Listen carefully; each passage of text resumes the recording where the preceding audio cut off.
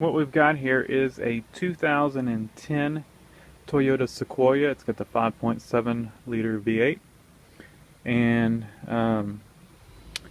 I think the starter is bad on it.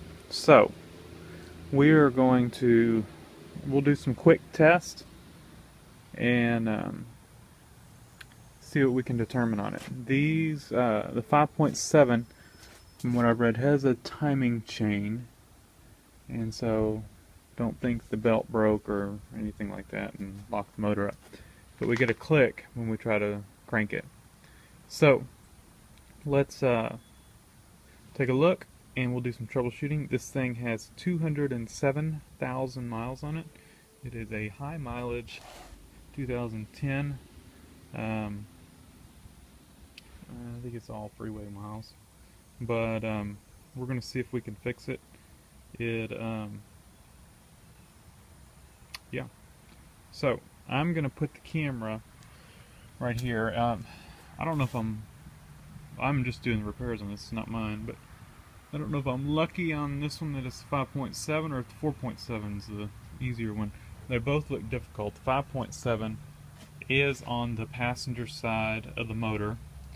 Looks like you have to drop the exhaust in the catalytic converter, the exhaust manifold, and then you can get the starter off.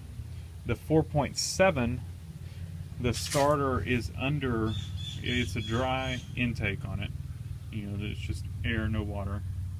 The 4.7, like, you got to take the intake off, and it's in the valley of the motor.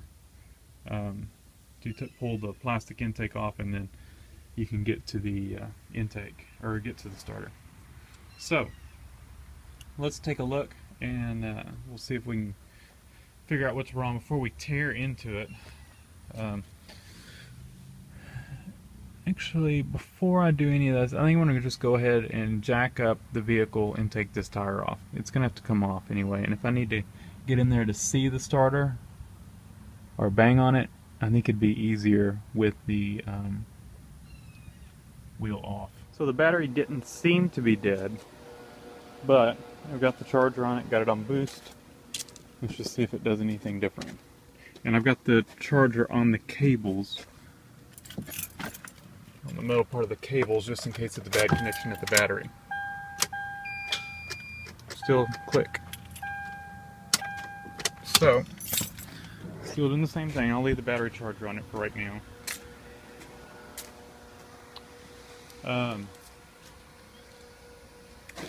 Got the wheel off. We're going to go ahead and remove this splash shield back here. I don't know if we need to remove the front one or not. Yeah, probably so. I'll go ahead and remove both of those.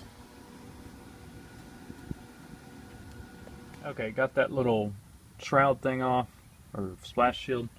I just take a screwdriver on each side of those little things and pop them out. Took that one off. There was one way up in there that was kind of hard to get to, so I just removed all the other ones and folded this one out of the way. So now I still can't see the starter. It's under this heat shield right here.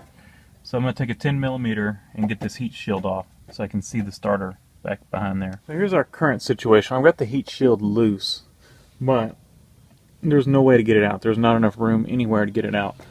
So there's not going to be much of seeing the starter until I tear into it. I can see it just a little bit. You can see the end of it right there. You can see a little bit of it right here. Well, yeah, right in there. That's it. So I can't get to the solenoid, which is on top. I can get to the bottom. I'm just going to bang on it and get a bar or something and bang on it a little bit, and then we'll try it. If that doesn't work, we're just going to have to tear into it. It sounds to me like the solenoid is clicking. I hear a thud from over here. I'll probably set the camera up near the starter so we can hear it. And That's what it sounds like to me. So, pretty sure the solenoid's bad on it.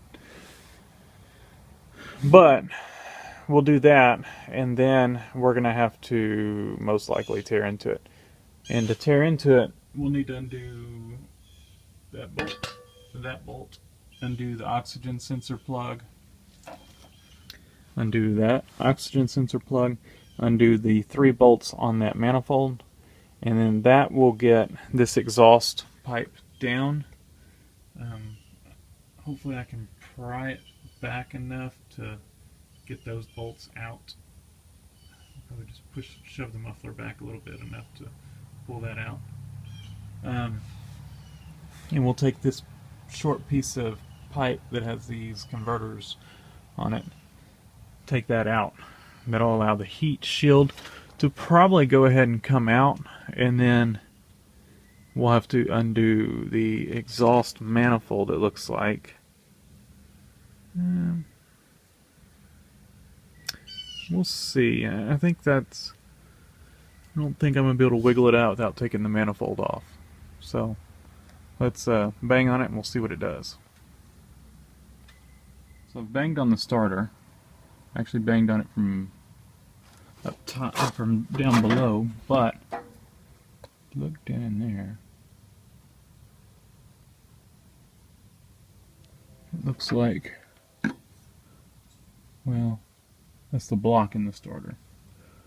So that's not really going to help. But I'm going to set y'all up, like right here.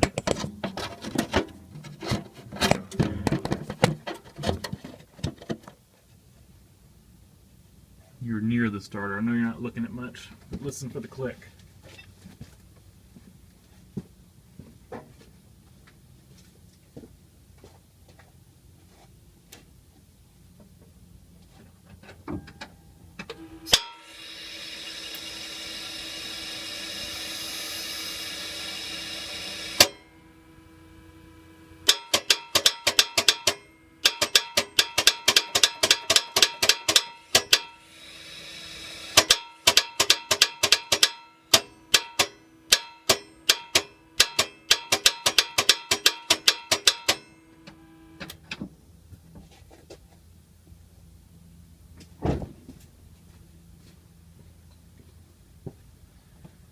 Did y'all hear it?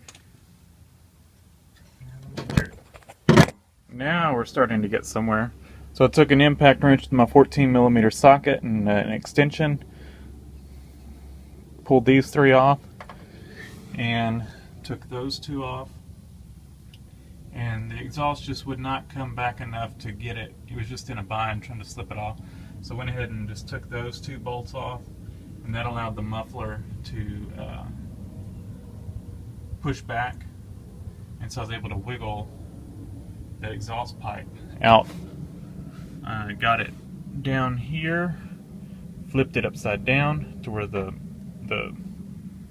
pipe, where the elbow was pointing down, and then I was able to push it through, push it backwards towards the muffler and out. So there it is. You do have to undo the 2 oxygen sensors, or the plugs on them, but the exhaust pipe is out, and with an impact wrench, I was probably spending about 10 minutes doing this. It went really quick, a lot quicker than I thought it'd be. So, I was able to get that heat shield off now, so let's go back up top, take a look, see where we go from here.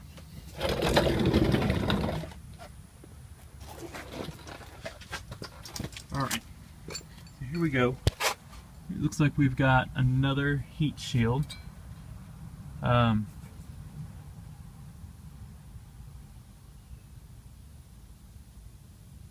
Man, this does not look fun.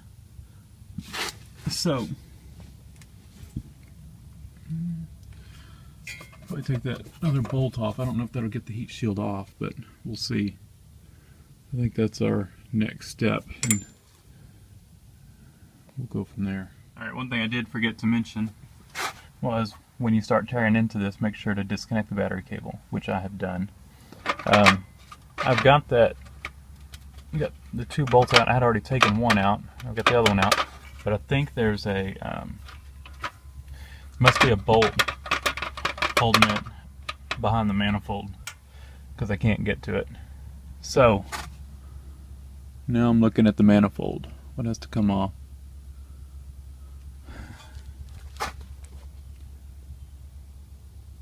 So I'm not sure. That's the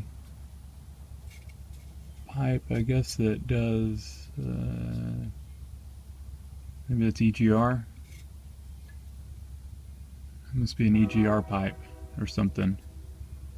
It hooks up to the exhaust. It's something, but it looks like it has to come off. And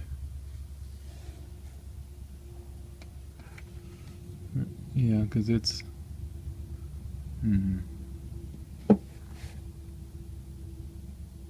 this is where this gets to be not fun at all. This is where you hit the roadblock. Alright, so this is going to have to come off. Take these two bolts out. Maybe even be part of the manifold. I can't tell. You can't see anything in this thing. Everything's so packed. So we're going to undo these two nuts, and then we'll just start undoing these manifold nuts. They're looks about like 2 per cylinder. So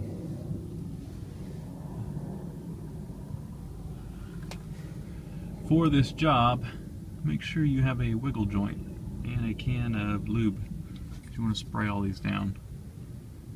So let me see if I can get this manifold off. Alright, so I've sprayed some of the bolts. The dipstick tube's going to have to come out, so I just figured I'd show you all that. It goes into the oil pan right here.